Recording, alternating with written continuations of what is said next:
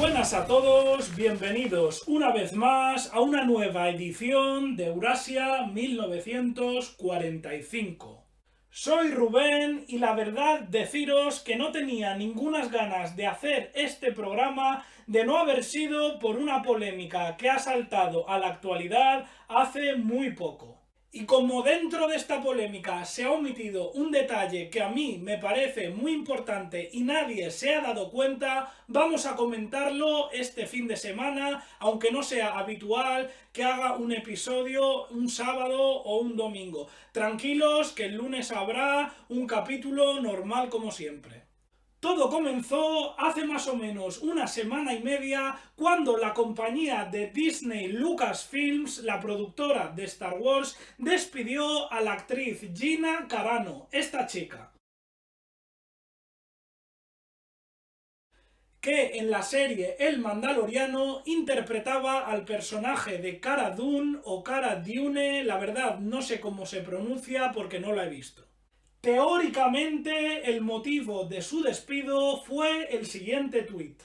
Los judíos eran apaleados en las calles no por los soldados nazis, sino por sus vecinos, incluso por niños. Como la historia está editada, la mayoría de la gente no se da cuenta de que para llegar al punto en el que los soldados nazis podían atrapar a miles de judíos, el gobierno lo primero que hizo fue que sus propios vecinos los odiaran simplemente por ser judíos. ¿Cómo es esto diferente a odiar a alguien por sus ideas políticas? Obviamente, leyendo este tuit, estaréis conmigo en que es una burrada que te puedan despedir por este motivo. Y más acusando a esta actriz de antisemita cuando realmente está empatizando con las víctimas del Holocausto. Ya que, aunque es verdad que la comparación es algo exagerada, hay que decir que ella estaba sufriendo bullying por internet desde hacía meses. Y es que la realidad de fondo era que esta mujer tenía unas ideas políticas que eran contrarias a las de Disney, por lo cual la compañía ha decidido cortarle el pescuezo aprovechando una excusa muy tonta. Eso sin contar con que dentro de Lucasfilms hay dos facciones entre los directivos y altos jefes que tienen visiones distintas y que están compitiendo brutalmente, por lo cual una de dichas facciones ha utilizado esto para hacer daño a la otra. Esto sería un resumen de lo que ha ocurrido, ahora cada cual que piense lo que quiera. Dicho esto, vamos a lo que de verdad nos interesa, y es que dentro de esta polémica ha habido otra polémica que la verdad nadie se ha enterado, lo que a mí me ha dejado perplejo. Fijaos bien, volvamos a uno de los extractos del tuit de Gina Carano. Los judíos eran apaleados en las calles no por los soldados nazis, sino por sus vecinos, incluso por niños. Ahora, por favor, mirad bien la fotografía que acompaña el texto.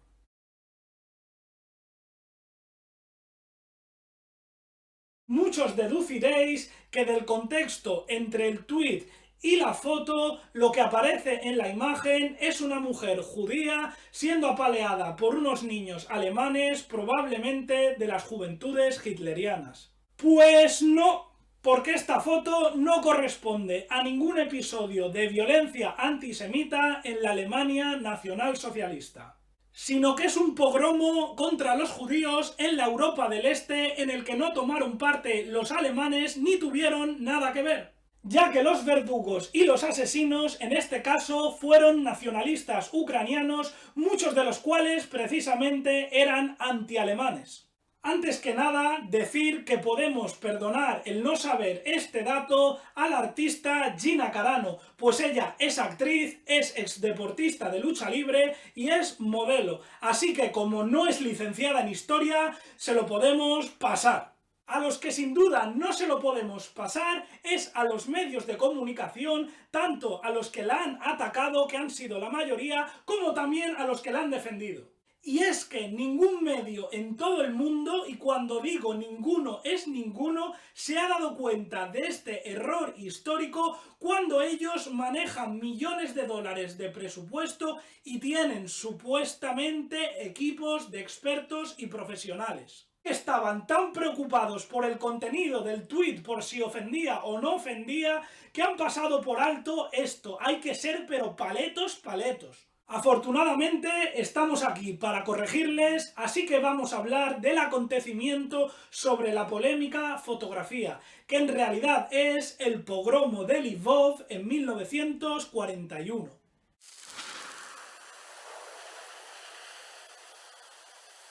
Esta masacre, que evidentemente fue antisemita, tuvo unas motivaciones bien distintas a las cuestiones raciales que pregonaban los alemanes, pues en la Europa del Este el odio a los judíos tenía más bien unas raíces culturales, supersticiosas y rencillas personales como viejas venganzas sin saldar. Por poner un ejemplo, en 1918, durante la guerra polaco-ucraniana, las minorías polacas cargadas de odio masacraron a 300 judíos ya en la ciudad de Lvov.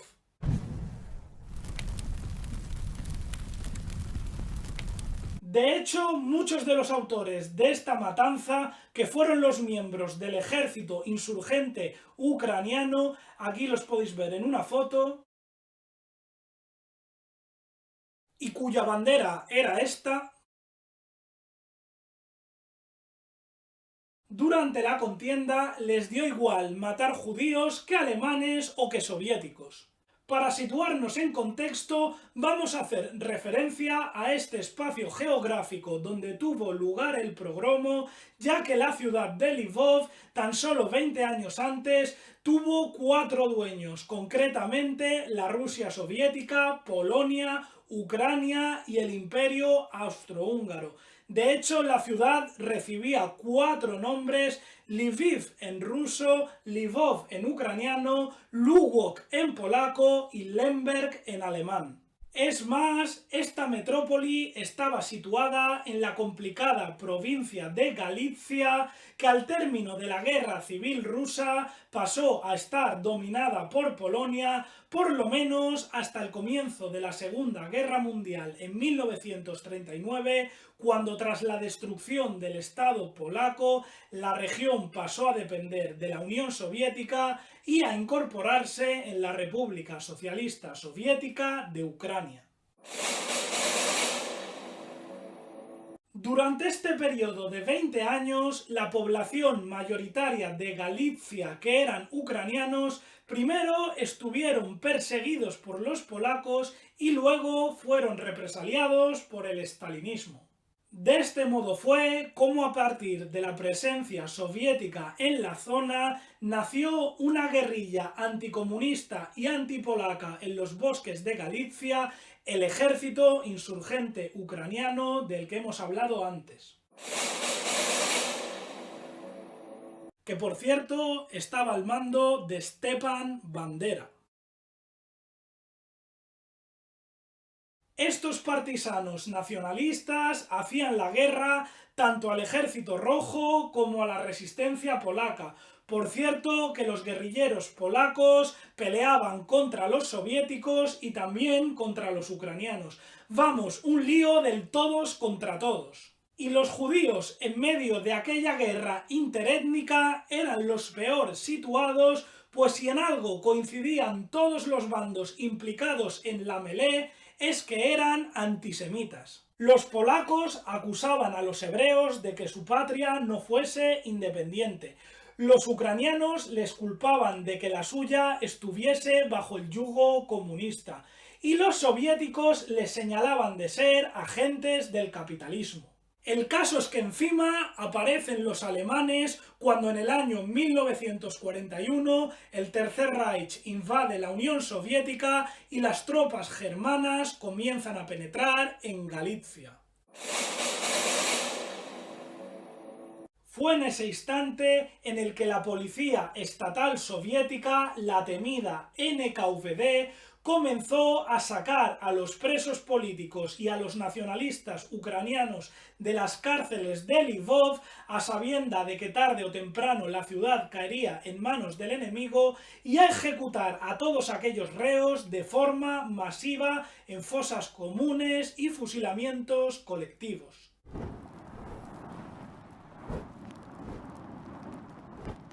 Aproximadamente a finales de junio de 1941, las tropas estalinistas del NKVD asesinaron a unos 7.000 ucranianos en Lvov y las áreas circundantes. Perpetrado el crimen, el Ejército Rojo se marchó de la ciudad, momento que aprovecharon las milicias del ejército insurgente ucraniano escondidas en los bosques para salir al exterior y entrar en la urbe liberándola del enemigo. Una vez en la metrópoli, los independentistas organizaron un gobierno provisional llamado Rada de la República de Ucrania como medida preventiva antes de la llegada de los alemanes que les otorgara cierta legitimidad. Lamentablemente, pronto la atención se desvió hacia otro sitio cuando se descubrieron las fosas comunes con los miles de compatriotas asesinados por los rusos.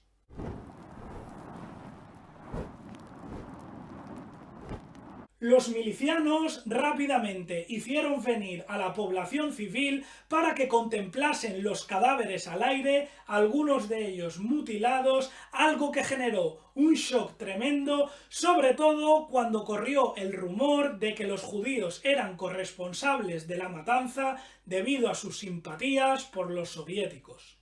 Algo que me gustaría añadir que es falso, pues a día de hoy se ha comprobado que un porcentaje considerable de las víctimas de la NKVD en la matanza de Lvov fueron judíos asesinados por los comunistas. Algo que sin duda rompería la teoría de que los hebreos estaban confabulados con los soviéticos, pues al igual que los ucranianos sufrieron en sus carnes el denominado terror rojo. Aún así, ya formulada la acusación, afloraron las pasiones y se desataron los infiernos en la triste jornada del 30 de junio de 1941.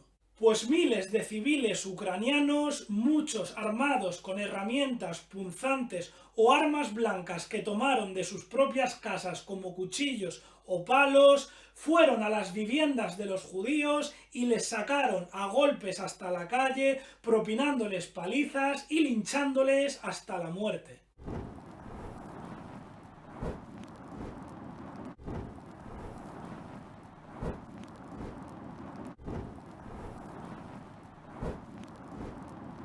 Así hicieron con familias enteras, desnudando a sus miembros y acuchillándoles en medio de multitudes enloquecidas.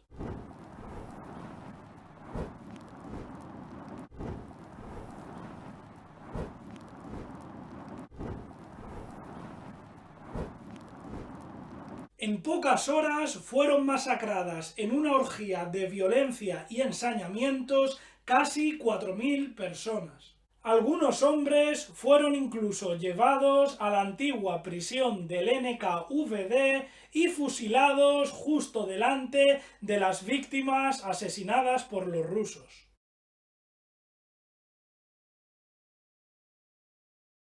Es más, hasta niños ucranianos animados por sus padres participaron en las matanzas. Y esto es precisamente lo que recoge la fotografía del tuit polémico de Gina Carano sobre niños ucranianos apaleando a una mujer judía el 30 de junio de 1941 durante el pogromo de Lvov y que ella erróneamente confundió con una escena del nazismo en Alemania.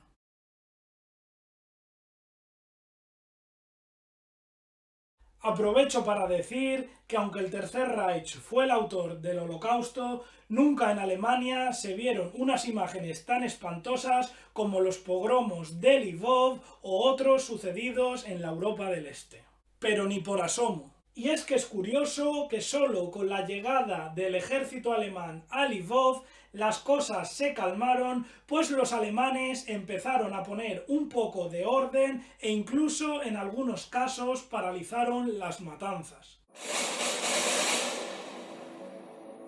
Eso mismo se muestra muy bien en la serie alemana Los hijos del Tercer Reich, en algunos países traducida como Los hijos de nuestros padres, cuando un grupo de soldados alemanes de la Wehrmacht increpan a unos milicianos ucranianos por estar apalizando a judíos durante el pogromo de Kiev. Policía auxiliar. Ucranianos. Pero hay niños entre ellos. No pueden matar a los civiles.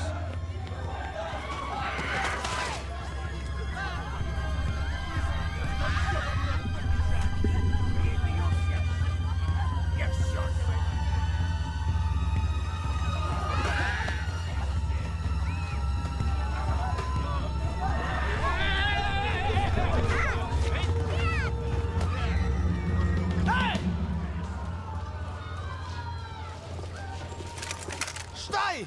¡Suéltala! ¿Cómo se dice ahora mismo? ¡Setshashash! Desgraciadamente, la tranquilidad en Lvov solo se alargó algunos días hasta que de repente apareció en la ciudad el grupo de acción C o Einsatzgruppe C de las SS, estos tipos, al mando de un individuo bien conocido, Reinhard Heydrich, que contando con la ayuda del batallón Nachtigall, una unidad compuesta por colaboracionistas ucranianos,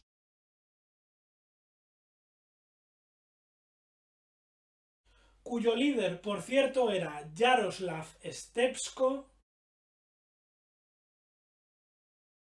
fusilaron de forma meticulosa y programada a 3000 judíos de Lvov. Con lo que sí, en este caso, los alemanes fueron responsables o corresponsables, a diferencia de la primera matanza en la que no tuvieron nada que ver. De todas formas, el 25 de julio habría una tercera masacre en la que de nuevo ni los soldados alemanes ni las SS serían partícipes. Me refiero al segundo pogromo de Lvov, también conocido como los días de Petliura, en honor al aniversario de la muerte del nacionalista ucraniano Shimon Petliura, un icono independentista que había fallecido a manos de agentes soviéticos en 1926. Los días de Petliura fueron una oleada de violencia espontánea por parte de la población civil ucraniana que ni siquiera los soldados alemanes que ocupaban Lvov pudieron controlar. Durante los desórdenes, las turbas de vecinos y las milicias ucranianas asesinaron a unos 5000 judíos, 3000 de los cuales apaleados en las calles y otros 2000 fusilados en el estadio municipal. Hasta la fecha, el número de víctimas hebreas en Lvov fue de 9000, de las que 6000 murieron a manos de los ucranianos y 3000 en cooperación con los alemanes. Curiosamente, a las pocas semanas de estas masacres, las tropas alemanas y las milicias ucranianas entrarían en una guerra abierta entre ellas, como ya sucedía con los polacos y los partisanos rusos que operaban en Galicia. Algo que sin duda demuestra la complicada composición étnica de esta región de Europa del Este. Y hasta aquí el programa de hoy. Ya sé que no suelo hablar de crímenes, pero creo que con todo lo que ha pasado era necesario. Es más, si os ha gustado, más tarde, aunque no de forma habitual, podemos comentar otros crímenes de la contienda, ya sean del Holocausto, del bando de los aliados o de los comunistas, da igual, repartimos a todos. En fin, que animaros a suscribiros al canal y visitar mi página web www.eurasia1945.com. Y que el lunes volvemos con nuevo tema, la división rusa de las SS. Adiós.